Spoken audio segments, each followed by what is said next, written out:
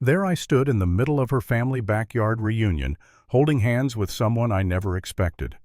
My former girlfriend Brooke stared at me from across the lawn, her face draining of all color. The woman beside me squeezed my fingers gently, and I felt something I had not felt in a long time. Peace. You see, the woman I was with was Brooke's younger sister, Leah. How did I end up here? It all started with one shameful offer that Brooke made after she dumped me. Before I dive into this story, I would love to know where you are watching from today. Drop your location in the comments below. And if you enjoy stories about unexpected second chances and karma coming full circle, make sure you hit that like button and subscribe to this channel. Now let me take you back to where this all began, and trust me, the ending is worth waiting for.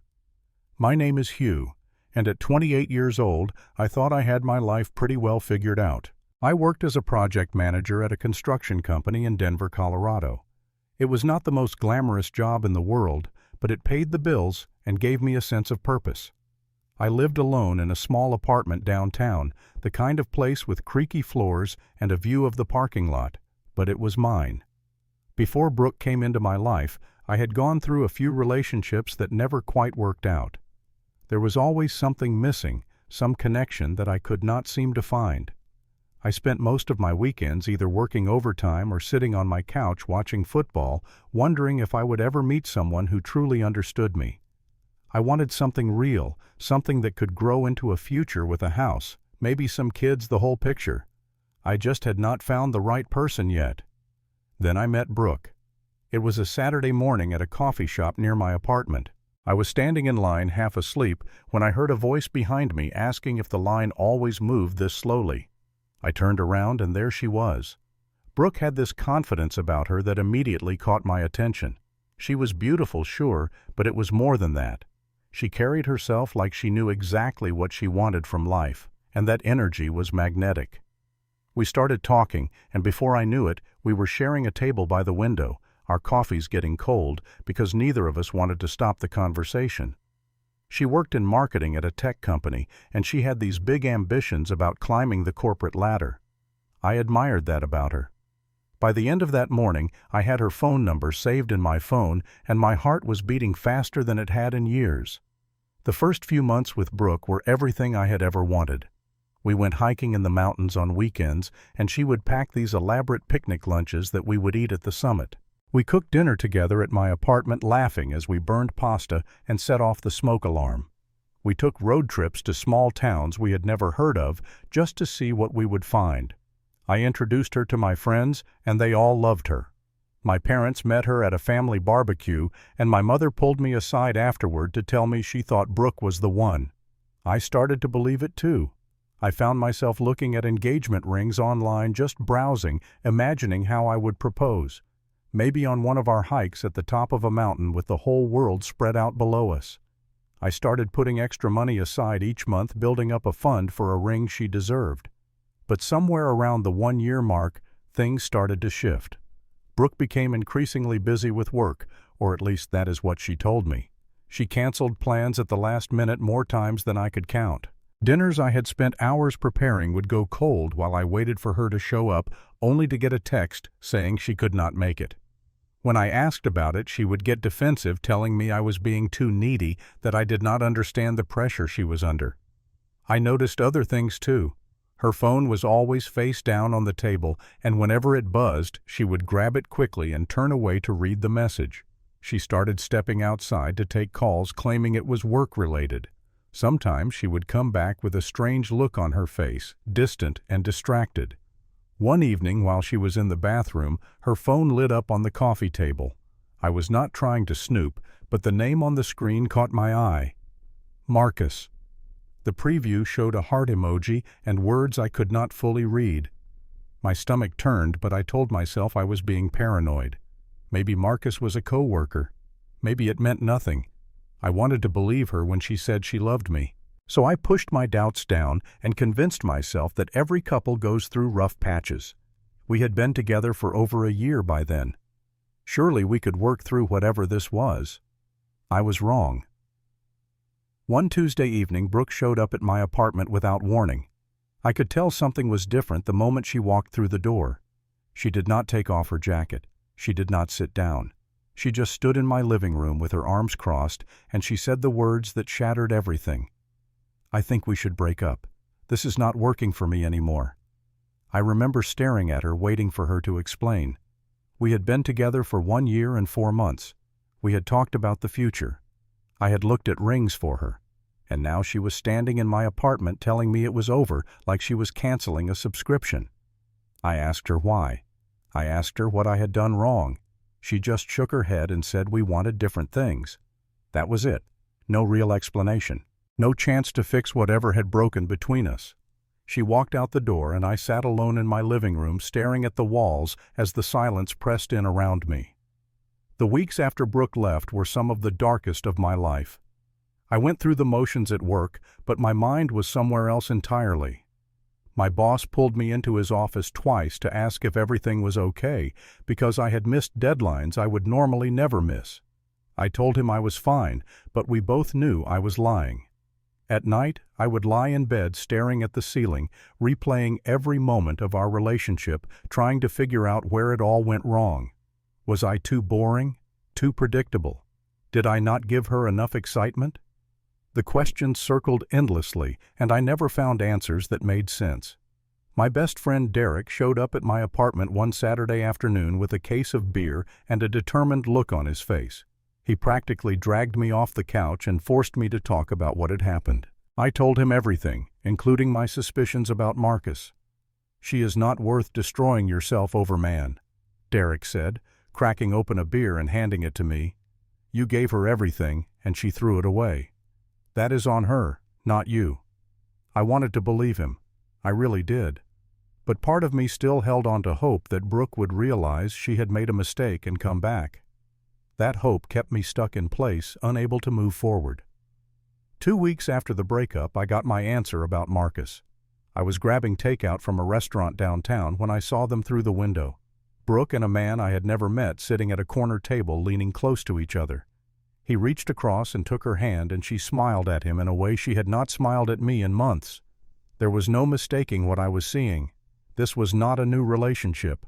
They were comfortable with each other, familiar in a way that only comes with time. I stood on the sidewalk, my takeout forgotten, watching the woman I had loved laugh with another man. The hope I had been clinging to crumbled into dust. Brooke had not just left me. She had been cheating on me probably for months before she ended things. I walked home in a daze, and by the time I reached my apartment, something had shifted inside me. The sadness was still there, but it was mixing with something else now. Anger. Not the explosive kind, but a quiet, determined anger. I deleted Brooke's number from my phone. I unfollowed her on every social media platform. I decided right then that I would not waste another minute waiting for someone who had treated me like I was disposable. For a month and a half, I focused on rebuilding myself. I started going to the gym regularly. I picked up extra projects at work. I reconnected with friends I had neglected during my relationship. Slowly, the weight on my chest began to lift. Then Brooke called. I almost did not answer when I saw the unfamiliar number, but something made me pick up. Her voice came through the speaker, sweet and familiar, as if no time had passed at all. "Hugh, I have been thinking about you. I miss us." I did not say anything at first. I just listened as she talked about how things with Marcus were not what she expected, how he was always busy and never made time for her. She missed the way I used to take care of her, the way I used to make her feel special. We met at a cafe near her office. She looked the same as always, put together and confident, but there was something different in her eyes, a calculation I had not noticed before, or maybe had not wanted to see. She talked for a while about her life, about work, about how Marcus had disappointed her. Then she leaned forward and said the words that made my blood run cold. "I was thinking," she said, twirling her coffee cup, "maybe we could be friends with benefits. No strings attached." We were always good in that department. I stared at her, certain I had misheard, but the look on her face told me I had not. She was serious. "It would be perfect," she continued. "We already know each other. No awkward getting-to-know-you phase.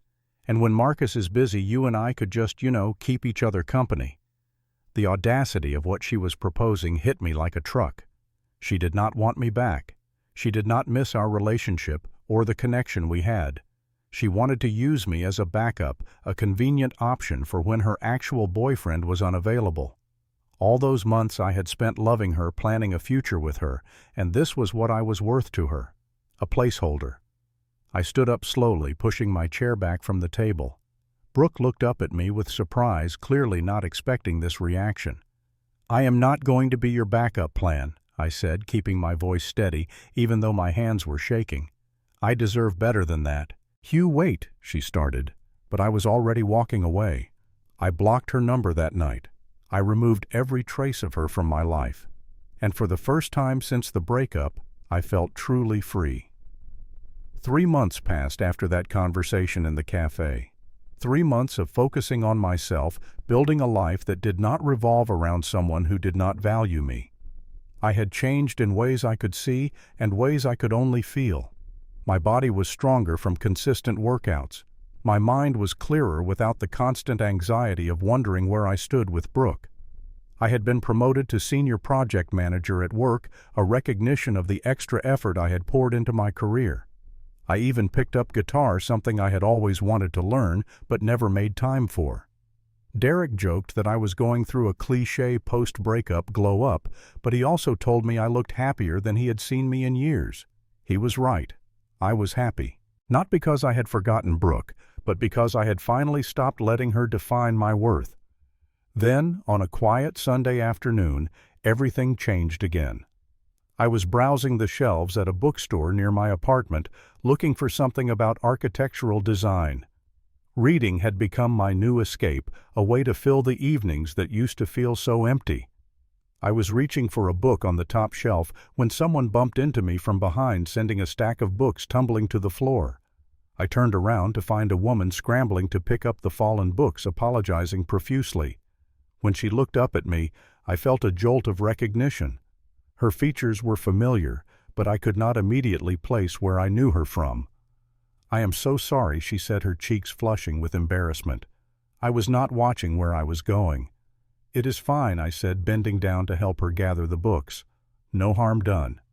When we both stood up, she tilted her head and studied my face. "Do I know you?" "You look familiar." That was when it clicked. The shape of her eyes, the curve of her jaw. She looked like a softer, gentler version of someone I was trying to forget. "I am Hugh," I said carefully. "I used to date your sister, Brooke." Her expression shifted through several emotions in quick succession. Recognition, then something like sympathy, then a resigned sadness. "I thought so," she said quietly. "I am Leah, and I am really sorry about what my sister did to you. I heard about it." I was not sure what to say. Meeting the sister of my ex-girlfriend in a random bookstore was not exactly a scenario I had prepared for. "You do not have to apologize for her," I managed. "I know," Leah said. "But someone should. My sister can be really difficult. She does not always think about how her actions affect other people." There was a sincerity in her voice that surprised me. She was not defending Brooke or making excuses. She was simply acknowledging the truth. We ended up talking for over an hour, first standing awkwardly in the bookstore aisle, then sitting at a small cafe next door. Leah told me she was an elementary school teacher, and her face lit up when she talked about her students. She loved children and animals and spent her weekends volunteering at a local shelter. She was nothing like Brooke, not in personality, not in ambition, not in the way she treated people. I found myself sharing things with her that I had not told anyone. The confusion I felt after the breakup, the way Brooke's offer had made me feel worthless, the work I had done to rebuild my self-esteem. Leah listened without judgment, nodding in all the right places, asking questions that showed she genuinely cared. By the time the cafe started closing, we had exchanged phone numbers. I told myself it was just friendly, just two people who had an unexpected connection. But as I walked home that night, I could not stop thinking about her smile. Over the following weeks, Leah and I kept finding excuses to see each other. We went hiking together and discovered we both loved the same trails. We found out we shared a passion for country music and nature documentaries. We cooked dinner at my apartment, and unlike the meals I had made for Brooke, these dinners never went cold. Leah told me more about growing up in Brooke's shadow. Their parents had always favored Brooke, the older sister, with the big ambitions and the charming personality. Leah was the quiet one, the afterthought. Brooke had even stolen a boyfriend from Leah back in high school, and their parents had brushed it off as sisterly competition. The more I learned about Leah, the more I admired her strength. She could have become bitter, but instead she had built her own life, found her own happiness. She did not need anyone's approval. One evening, about 2 months into whatever we were building together, Leah gave me a gift. It was a book about architectural history, something she had spotted at a used bookstore. Inside the front cover, she had written a note. "For someone who builds beautiful things." I looked at those words, and something clicked into place. This was the kind of person I should have been looking for all along. Someone kind, someone genuine, someone who saw me clearly and chose to be with me anyway. I told Leah I wanted to be more than friends. She smiled, and without saying a word, she leaned in and kissed me. 6 months into our relationship, Leah asked me to come to her family's annual reunion. It was held at her parents' house in the suburbs of Denver, a tradition that had been going on for as long as she could remember. I knew what this invitation meant. Leah was ready to introduce me to her family, to make our relationship official in the eyes of everyone who mattered to her. But I also knew that everyone included Brooke. "Are you sure?" I asked her. "You know she is going to be there." Leah took my hands in hers. "I want my family to meet the man I love, and I am not going to hide because of her. She made her choices. We made ours." I agreed. It was time to stop avoiding the past and start building a future. The day of the reunion arrived warm and bright. Leah and I drove up to her parents' house together, and my heart pounded harder with every mile. When we pulled into the driveway, I could see people already gathered in the backyard, the sounds of laughter and conversation drifting over the fence. Leah squeezed my hand. "Ready?" I nodded. "Let us do this." Her parents, Linda and Robert, greeted us at the gate. They were warm and welcoming, pulling Leah into hugs and then turning their attention to me. Leah had told them about me, and they seemed genuinely pleased to meet the man who made their younger daughter so happy. Robert shook my hand firmly and said he had heard good things. Linda hugged me like I was already part of the family. For a while, everything was perfect. I met cousins and aunts and uncles, all of them friendly and curious about the new boyfriend. Leah stayed close, her hand finding mine whenever we moved through the crowd. I started to relax, thinking maybe this would be easier than I expected. Then Brooke arrived. She came alone, no Marcus in sight, looking polished and composed in a way that used to impress me. But now, seeing her across the yard, I felt nothing but a distant sense of closure. Until she saw me. The moment her eyes landed on our joined hands, her entire demeanor changed. The color drained from her face. Her confident smile faltered and then disappeared entirely. She stood frozen near the gate, staring at me like she was seeing a ghost. I did not look away. I had nothing to hide, nothing to be ashamed of. Later, as I was getting a drink from the cooler, Brooke cornered me near the edge of the yard. Her expression had shifted from shock to barely contained fury. "What do you think you are doing?" she hissed, keeping her voice low so nearby relatives would not hear. I looked at her calmly. "I am here with Leah, with my sister." "Are you serious right now?" "We have been together for 6 months, I said simply. "I care about her. She cares about me. I do not see the problem." Brooke's eyes narrowed. "This is low Hugh, even for you." I felt a familiar flash of anger but kept it controlled. "I moved on with someone who actually values me. You do not get to be upset about that." She started to respond, but I had already walked away. The confrontation I expected came an hour later. Brooke had positioned herself near the main gathering of relatives and started talking just loud enough for everyone to hear. She was telling anyone who would listen that I was untrustworthy, that I had probably been chasing Leah while we were still together, that I was the one who had betrayed her. I watched the confusion spread across the faces of her relatives. Some of them looked at me with sudden suspicion. The pleasant atmosphere of the reunion began to curdle. Then Leah stepped forward. She walked right up to where Brooke was holding court and stood in front of her sister with a calm that I recognized from her classroom. the same composure she used when dealing with difficult students. "That is enough," Leah said, her voice carrying clearly. "You want to tell everyone what really happened? Fine. Let me help." She turned to face the gathered relatives. Brooke cheated on Hugh with a man named Marcus while they were still together. When their relationship ended, she went back to Hugh and asked if he would be her friend with benefits while she kept seeing Marcus. Hugh said no. He had too much self-respect for that. The silence that followed was deafening. Brooke's face went pale. "That is not," she started. "I saw them together." An older woman spoke up. "One of the aunts I realized. When you were still posting pictures with Hugh on social media, I saw you at a restaurant downtown with that other man. I did not want to say anything at the time." More murmurs rippled through the crowd. Linda and Robert stood near the back, their expressions shifting from confusion to dawning horror. Linda stepped forward, her voice shaking. "Brooke, is this true?" Brooke tried to deny it, tried to twist the story, but the evidence was too clear. She had no defense that anyone believed. One by one, her relatives turned away from her, their sympathy evaporating. Finally, Linda spoke again. "I raised you better than this. I am ashamed." Brooke broke. Tears streaming down her face, she turned and ran to her car, slamming the door and driving away without looking back. No one followed her. No one called after her. The family simply let her go. Robert walked over to me and extended his hand. "I am sorry for what my daughter put you through," he said quietly.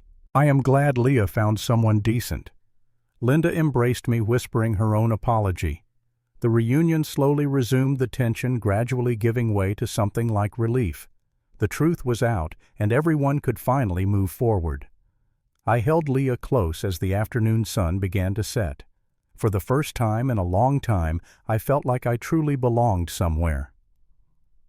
A year has passed since that reunion. Leah and I moved in together 3 months ago into a small house with a garden that she fills with flowers. Last month I took her hiking to the same mountain where we had one of our first real conversations. At the summit, with the whole world spread out below us, I asked her to marry me. She said yes. We are planning a spring wedding. Her parents are thrilled. My parents adore her. Derek is going to be my best man, and he has already started working on a speech that he promises will make everyone cry. As for Brooke, I hear she is still single. Marcus left her shortly after that family reunion, apparently for someone else. There is a certain poetry in that, I suppose. She is reportedly going to therapy now, working through the issues that led her to treat people the way she did. I hope she finds peace eventually. I genuinely do.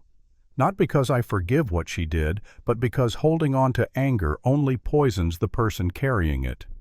I learned something important through all of this. Sometimes the worst things that happen to us are actually doors opening to something better. If Brooke had not broken my heart, I never would have found Leah. If she had not insulted me with that terrible offer, I never would have found the self-respect to walk away. Sometimes the best revenge is not revenge at all. It is simply building a life so full of genuine happiness that the people who hurt you become nothing more than a distant memory. I watch Leah sleeping beside me some mornings, her hair spread across the pillow, her breathing slow and peaceful. And I feel grateful. Not for the pain I went through, but for where that pain eventually led me. To a love that is real. To a partner who sees me clearly. To a future I cannot wait to build. Now I want to hear from you. Have you ever had someone from your past come back with an offer that completely disrespected you? How did you handle it? Drop your story in the comments below. I read every single one. If this story touched you in any way, please hit that like button. It really helps more than you know. And if you are not subscribed yet, join this community so you do not miss the next story. Share this video with someone who needs to hear that better things are waiting on the other side of heartbreak. Thank you for watching. Thank you for listening. And most importantly, thank you for being here. I wish you the courage to walk away from anyone who does not see your worth and the faith to believe that the right person is out there waiting for you. Until next time, take care of yourselves.